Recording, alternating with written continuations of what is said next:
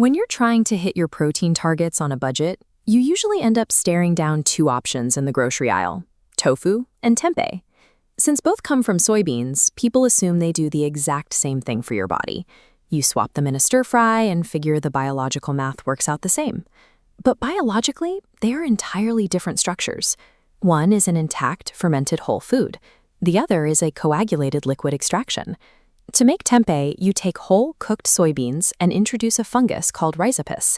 Over a few days, it ferments and binds the beans together into a dense, solid block, retaining the hulls and all the internal structures.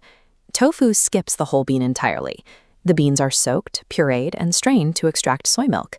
The fiber-rich solids are thrown away, and the remaining liquid is curdled into water-heavy blocks. This side-by-side matrix shows what happens to the macronutrients when you process the exact same bean two different ways.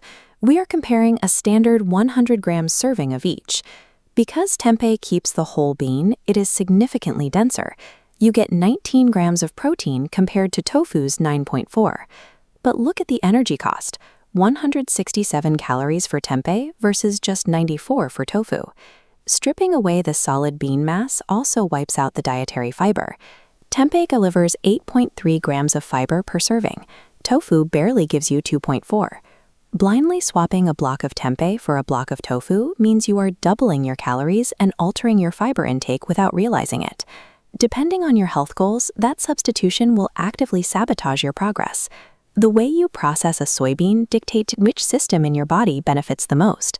We have two primary targets here: optimizing your digestive tract or fortifying your skeletal system. Tempeh's fungal fermentation binds the beans into a block while simultaneously pre-digesting the proteins. This fermentation actively increases colonies of beneficial gut bacteria, specifically bifidobacterium, which strengthen your intestinal lining and keep digestion smooth. But this healthy gut comes with a heavy toll on your daily energy budget. You must account for the extra whole bean calories. Tofu sacrifices the probiotics completely. Because it's boiled and extracted, the bacterial benefits are wiped out. But the coagulation process adds something else. To turn soy milk into solid tofu, producers use a coagulant, often calcium sulfate. That chemical addition spikes the calcium profile to roughly 176 milligrams per serving. If you need to build bone density while keeping your calories low, prioritize tofu. If you are trying to fix your digestion and optimize your microbiome, you need tempeh. You just have to budget for the extra energy. Let's evaluate this strictly for the athletes and bodybuilders. You want to build muscle, and you need amino acids to do it. Soy is one of the few plant sources that contains all 9 essential amino acids. On paper, it is a complete protein. But human biology doesn't read paper. Your body has to break the food down, and plant-based proteins are noticeably harder for the human digestive system to absorb than meat. This chart shows the biological tax. Consume 17 grams of soy protein, absorb only 11. Compare that to chicken. 24 grams yields 19 absorbed. To get the exact same amino acid delivery from soy, you must eat a 30% larger volume of food. You can absolutely build an impressive physique on a plant-based diet, but relying exclusively on soy requires a much larger stomach capacity, and you have to recalibrate your total calories to match the larger portions. All of these health benefits disappear the moment you start cooking them incorrectly. Both tofu and tempeh have highly porous cellular structures. Dropped into hot oil, they act like a high-capacity sponge, instantly soaking up the fat. Beyond the added flavor, the intense thermal energy rearranges the molecular structure of the proteins inside the soy. This graph tracks the exact nutrient loss. Look at gumbar tree. These bars map the percentage decrease in amino acids after frying. The data shows a massive drop.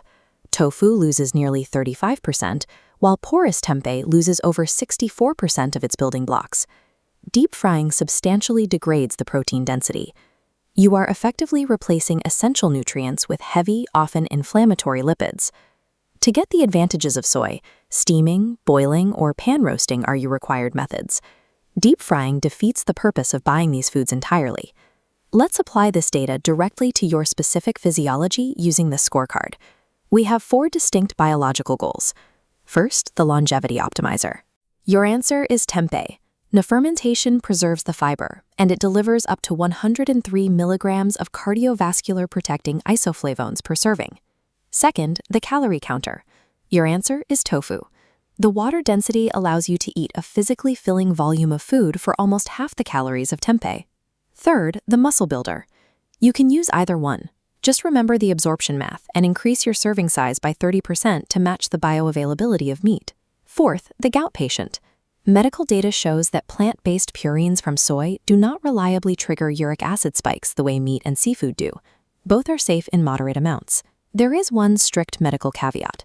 If you have a thyroid disorder, you must actively monitor your soy intake. The compounds in soybeans can inhibit the iodine absorption your body needs to produce thyroid hormones. There is no universally superior food here. Find your biological goal, match it to the correct extraction process, and whatever you do, keep it out of the deep fryer.